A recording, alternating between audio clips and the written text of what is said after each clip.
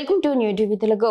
Mumbai Indians captain team india allrounder Hardik Pandya IPL 2026 season మధ్యలో రెండో పెళ్లి చేసుకోబోతున్నాడనే వార్తలు సోషల్ మీడియాలో చక్కర్లు కొడుతున్నాయి. తన గర్ల్ ఫ్రెండ్ మహికా శర్మతో అతడు మళ్లీ పెళ్లి పెట్టలేకపోతున్నాడంటూ పెద్ద ఎత్తున చర్చ నడుస్తోంది.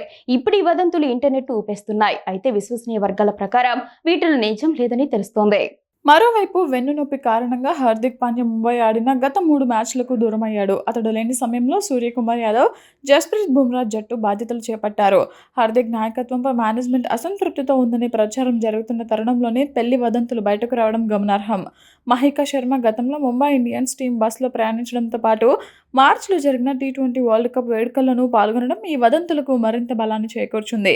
ఐపీఎల్ టోర్నమెంట్ ముగింపు దశకు చేరిన తరుణంలో ముంబై ఇండియన్స్ జట్టు క్లిష్ట పరిస్థితిని ఎదుర్కొంటోంది. ఇలాంటి సమయంలో హార్దిక్ పాండ్యా రెండో పెళ్లి చేసుకునే అవకాశం అస్సలు లేదని విశ్లేషకులు చెబుతున్నారు. సీజన్ ముగిసిన తర్వాత వివాహం చేసుకునే అవకాశాలు మాత్రం లేకపోలేదు. గాయం కారణంగా జట్టుకు దూరంగా ఉంటున్న హార్దిక్ ఈ పెళ్లి వార్తల వల్ల సోషల్ మీడియాలో మరోసారి ట్రోలర్లకు టార్గెట్గా మారారు.